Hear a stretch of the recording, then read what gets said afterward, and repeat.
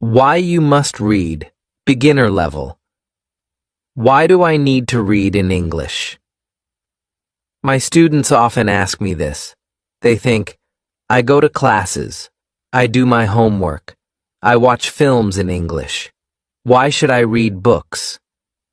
Actually, reading is the best way to improve your English. I will tell you why. First, reading is very important now. In 2006, only 1 in 100 people went to university. Now 7 in 100 people go to university. All jobs need more reading and writing than 100 years ago. This is true for everyone. It doesn't matter if you're an office worker or a mechanic. Second, reading will improve your speaking, writing, vocabulary, and grammar better than any other way.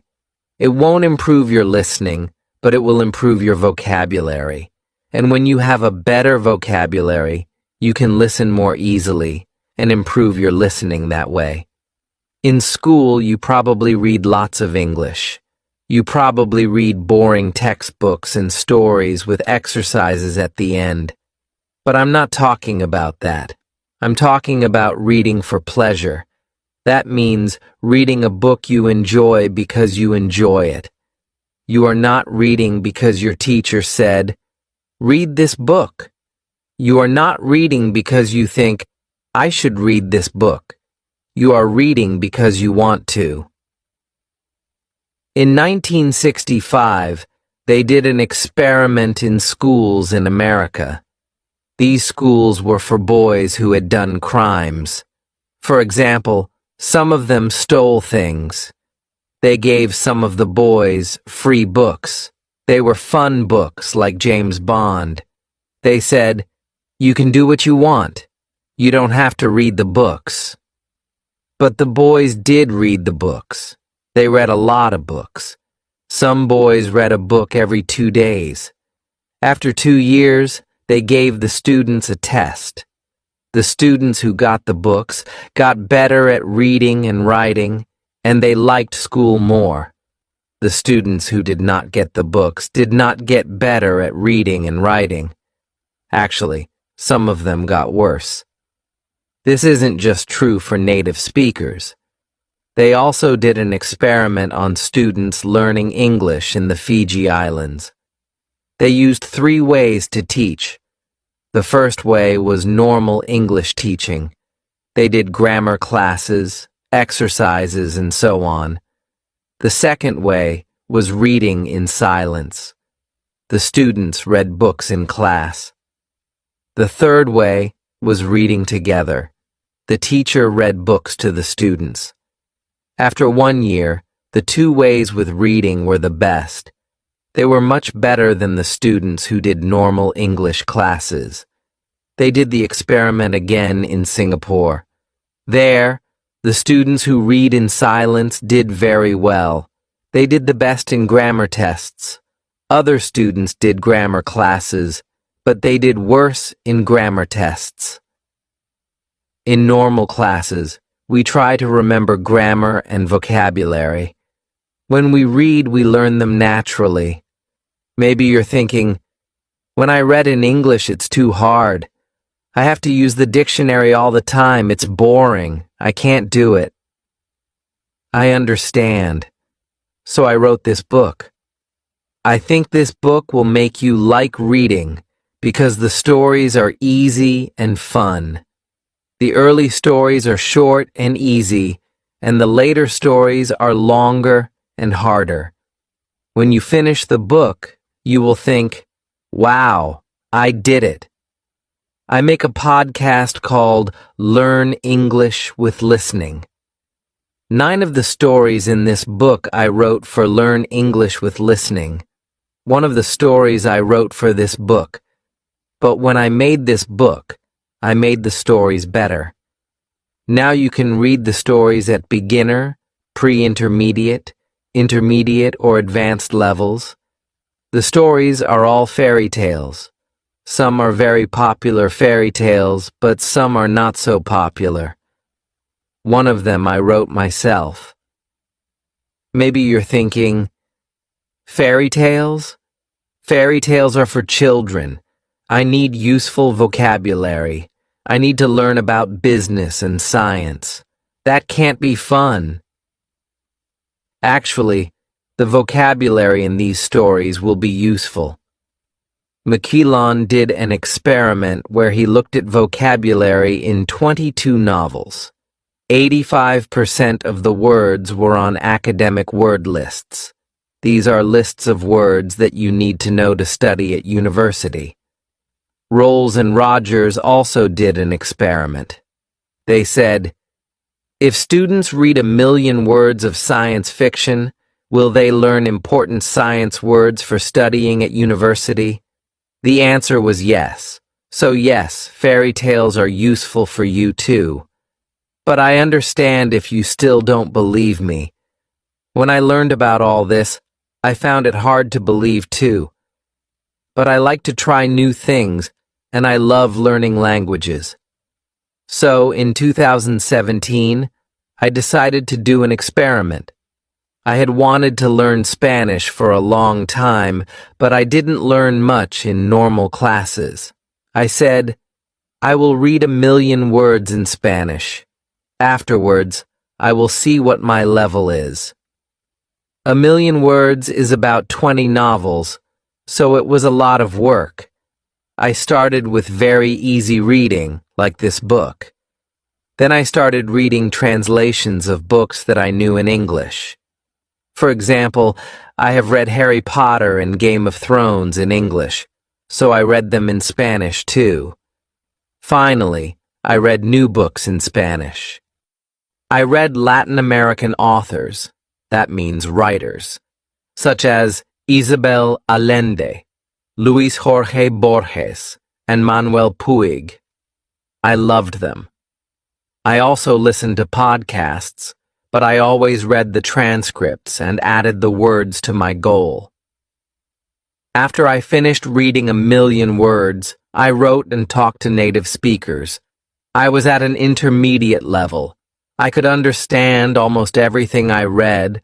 I could understand people when they spoke clearly, and I could have conversations. And I had spent most my time reading, not speaking. In 1 year, I learned more than most students learn in 5 years. I didn't try to remember grammar and vocabulary. I learned them naturally. Maybe you're thinking, I don't believe this. Or maybe you're thinking, wow, I'm going to read for hours every day. But I have to say something very important. You must read books that are easy. You must read books that are fun. If a book is too difficult or too boring, put it down and find another one. Stephen Krashen, an expert in language teaching, says, only read things in English that are fun and interesting. Read things that are really easy, that you wouldn't read in your native language, because they are too easy. So you can read comics, magazines, detective stories, romance stories, and so on. Don't feel bad about reading translations. If you read very easy books, when you see a word you don't know, you will understand the meaning easily. You won't have to use a dictionary. So what is easy? Experiments show that you should understand at least 98% of the words in a text. Gusipal Posanto? That's so high. I know, but let me show you an example. Here is a text where 10% of the words are not real words. So you should understand 90% of the words. Jerry flurged out of bed and opened the curtains. He bimped to himself as he made breakfast. He made coffee and put butter on his poffer. Someone called his phone, and he picked it up. He was very surprised by who was torngling, so his Vinky fell on the floor. Is that easy to understand? Could you read a whole book of that? Here is the same text, but only 2% of the words are not real. So you should understand 98% of the words. Jerry jumped out of bed and opened the curtains. He sang to himself as he made breakfast. He made coffee and put butter on his toast. Someone called his phone and he picked it up. He was very surprised by who was calling, so his Vinky fell on the floor. How was that? You probably didn't understand everything, but it was more fun to read than the first text. That's why reading for pleasure is so great. Maybe you don't understand everything, but you understand enough to follow the story, and you don't have to pick up a dictionary. So if you find that this book is too hard, read something easier. If you find it boring, read something more fun. I know that not everyone likes my writing, and that's okay. Find a book that is good for you. When we have fun, we learn much more. Because I want this book to be fun, it has no exercises in it. I thought about adding them after each story, but I don't think it's a good way to spend your time. Instead, you should read more. Read for pleasure. If you finish this book, you can try the level above. Because you already read the stories, you will know them well, and it will be easier to understand. But maybe when you finish this book, you will love stories. I hope so. If you do want to read more, you can listen to my podcast, Learn English with Listening. I write a new story every week with audio and text, and there are over 100 episodes for you to listen to. Happy reading and happy learning. Why you must read, intermediate level. Why do I need to read in English? I get this question a lot from students. They argue that as long as they're going to classes, doing their homework, and watching films in English, there's no need to sit down with something as boring and old-fashioned as a book. Well, to put it simply, they're wrong. In fact, reading is the best thing you can do to learn English, and I'm here to tell you why. Firstly, reading skills are more important than ever, whether that be in English or your native language. In 2006, only 1 in 100 people went to university. Now, it's 7 in 100. All jobs, from office workers to mechanics, require far more reading and writing than a century ago. The competition is higher, and readers win. Secondly, reading is the best way to improve proficiency in English overall. Yes, you heard me right. Reading will improve your speaking, writing, vocabulary, and grammar far more efficiently than any other method. It won't improve your listening skills, but it will give you the vocabulary necessary to train your ear quickly. But it's not just any reading we're talking about. In school, you probably read lots in English. Boring textbooks and stories with exercises at the end. No, we're not talking about that. We're talking about reading for pleasure. That means reading a book because you enjoy it. Not because your teacher told you to. Not because it's what you're supposed to read to improve your English. No questions, no book reports, just pure pleasure. Yeah, right, you're probably thinking. That's too good to be true. Let me show you. In 1965, an experiment was carried out in juvenile delinquent reform centers in America. One group of the students were given free books. They made sure they were exciting books that would appeal to young boys, such as James Bond. But unlike most reading programs, they were not required to read the books. They were simply given them. They could throw the books away, give them back, or draw on the pages, and nobody would punish them for it. But the boys did read them. They read a lot of them. Some of them read a book every 2 days. At the end of 2 years, they tested the students. Not only did their reading and writing greatly improve, so did their attitude towards school. But the students who were not on this program stayed the same. In fact, some of them got worse over the 2 years. This isn't just for native speakers either. A study of English as a second language, ESL, students in the Fiji Islands looked at 3 methods: traditional English teaching, sustained silent reading, which means reading in silence for a long time, and a more conventional reading program, where the teachers read aloud to the students.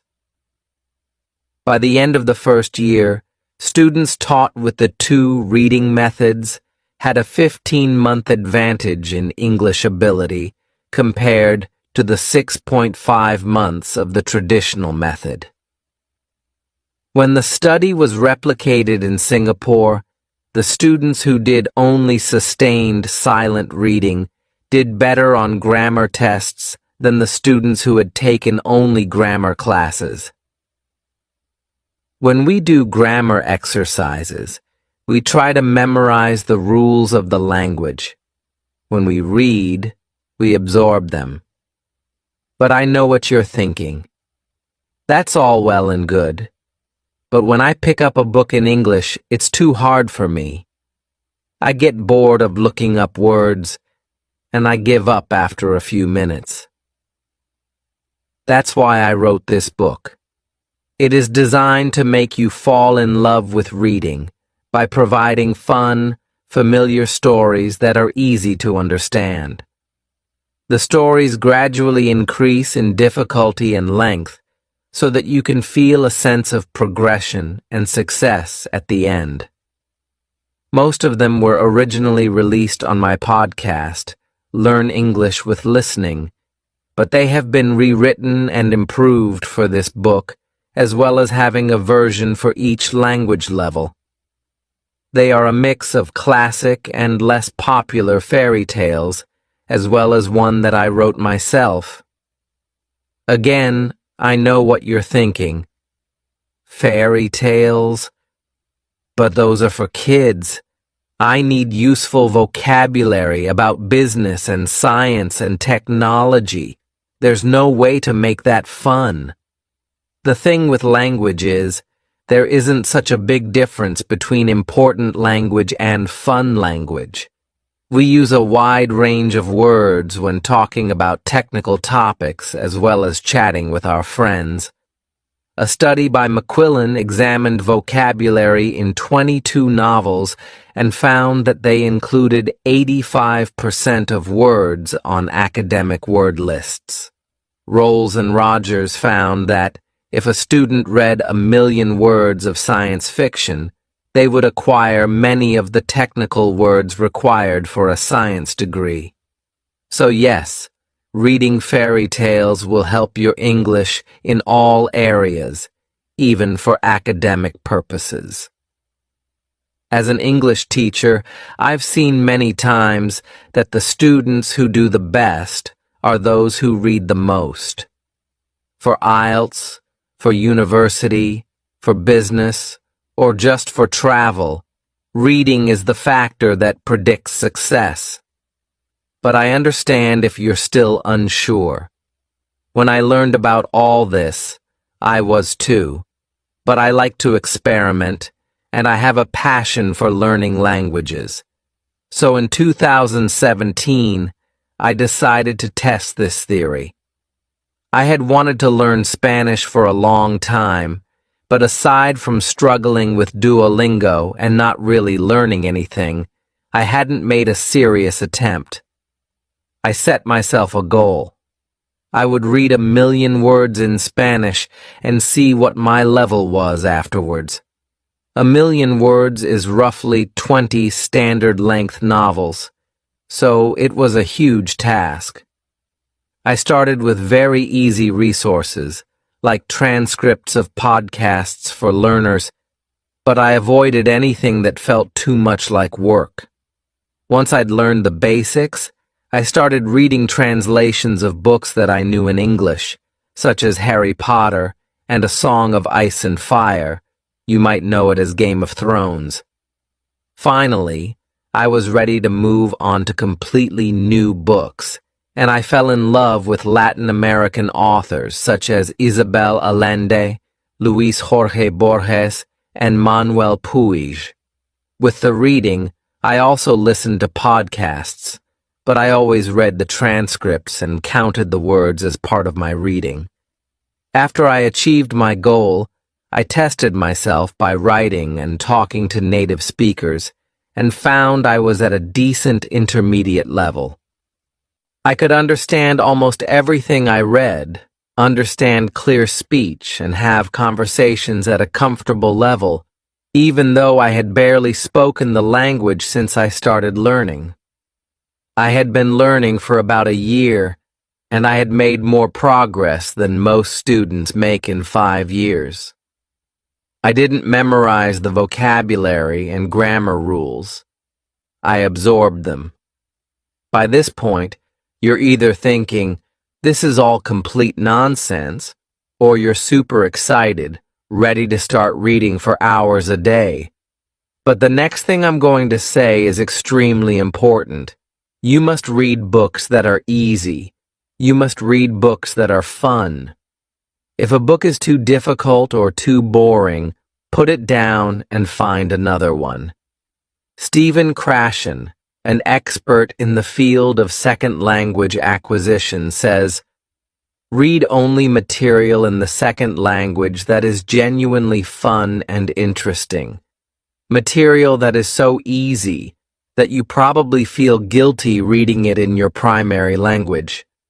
This is your excuse to read comics, magazines, detective stories, romances, etc. There is no shame in reading translations. Ideally, you want to be reading a book so easy that when you see a word you don't know, you can understand the meaning from context. Research has shown that in order for this to happen, the text needs to be at least 98% known words. $90%? That's so high. I know, dear reader. But let me show you an example. Here's a text where I've replaced 10% of the words with nonsense words. That is, it's 90% comprehensible. Jerry flurried out of bed and threw open the curtains.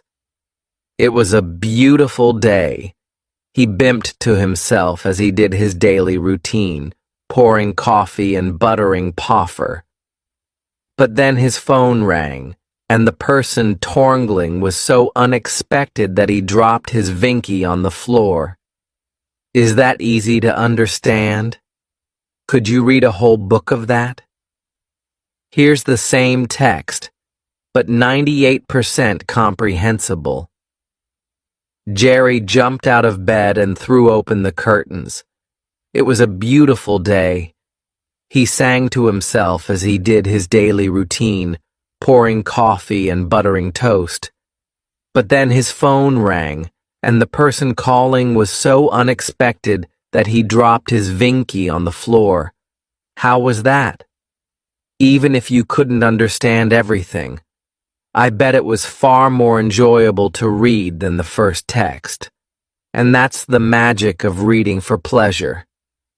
Even if you didn't understand everything, you got enough to follow the story and keep going without having to pick up a dictionary.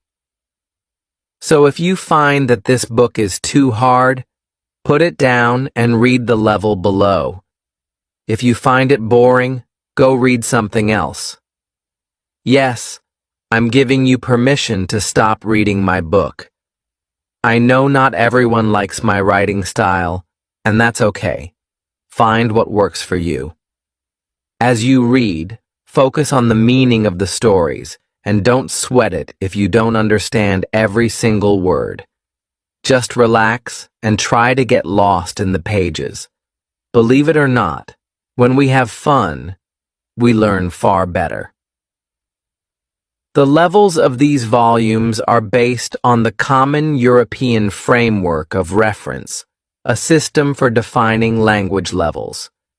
You'll know them as A1, A2, B1, B2, C1, and C2, although these books only cover A2 to C1. If you're A1 level, you probably need more guided teaching before you start reading, and if you're C2 level, then you can start reading books for native speakers. A great strategy, if you don't feel so confident about your reading ability, is to start with the beginner level of the book and reread it level by level, going all the way up to advanced. This will allow you to really absorb the new language and gradually increase the difficulty. There is not a huge difference between the intermediate level stories and the advanced level stories, but even rereading the same story twice can be very effective. We need to repeatedly encounter new words and phrases before our brain can really understand them. Finally, this book has no exercises in it. I considered adding them after each story, but it would contradict everything I just told you. The most effective way to spend your time is reading for pleasure, and exercises distract from that. If, however, you finish this book and find yourself wanting more stories, do go and listen to my podcast, Learn English with Listening. I publish a new story every week, with audio and text, and there are over 100 episodes for you to listen through. Happy reading and happy learning.